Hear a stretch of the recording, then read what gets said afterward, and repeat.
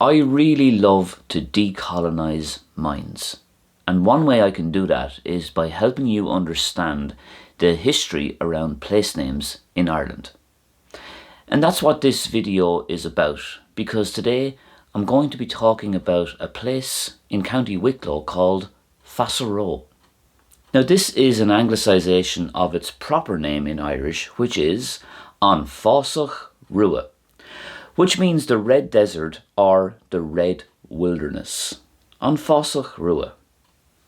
As you may or may not know, in the 1800s, when we were part of the United Kingdom, there was a systematic campaign to make Irish places easier to spell and pronounce for English speakers. This is why so many place names today bear little resemblance to their original form. When I first saw the name An Fásach Rua, I assumed that there was a connection to fás, which is the Irish word to grow.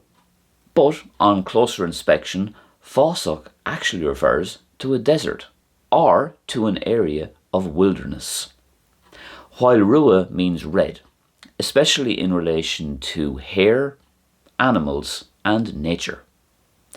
So literally this translates as the Red Desert, or more likely it actually translates to the Red Wilderness, as there's an abundance of low-lying heath and heather in this part of the world.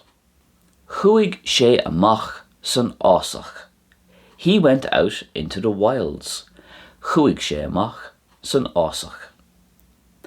Tá gruaigh rua uirthi.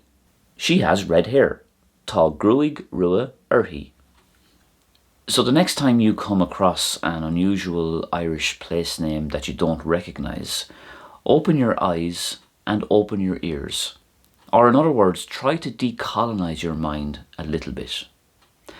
By doing this, you will allow yourself the opportunity to learn about the history, heritage, scenery and geography of so many places on this island.